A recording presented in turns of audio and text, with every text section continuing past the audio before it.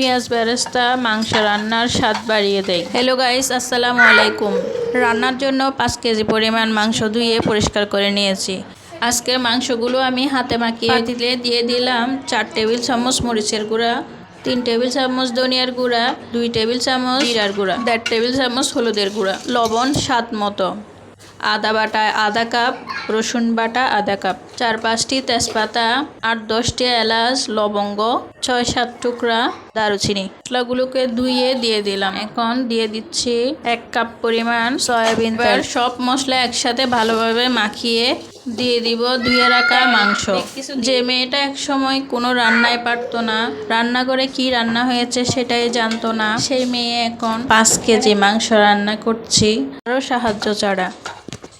বিয়ের প্রথম যখন রান্না পারতাম না, শ্বশুর বাড়িতে কত কিছুই না শুনতে হতো। তবে মাশাআল্লাহ সব রান্নায় এখন শিখে গিয়েছি। কোনো মানুষই মায়ের পেট থেকে কিছুই শিখে আসে না, সব নিজের আগ্রহে শিখতে হয়।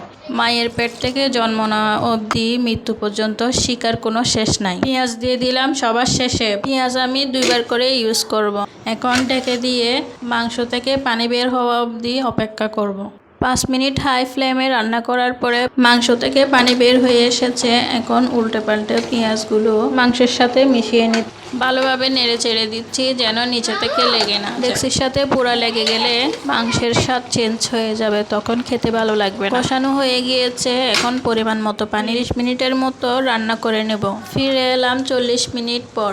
মাংস সিদ্ধ হয়েছে কিনা চেক করে নিয়েছি। 1 চা চামচ গরম মশলার গুঁড়া ছিটিয়ে দিয়ে দিলাম পেঁয়াজ বেরেস্তা। রান্না শেষের দিকে গরম মশলার গুঁড়া পেঁয়াজ বেরেস্তা দিলে আমার কাছে মনে হয় মাংস রান্নার স্বাদ বেড়ে যায়। ভিডিওটি কেমন লেগেছে জানাবেন কমেন্টস করে। আজকের মতো এখানেই বিদায় নিচ্ছি। সবাই ভালো থাকবেন, সুস্থ থাকবেন। Thanks for watching.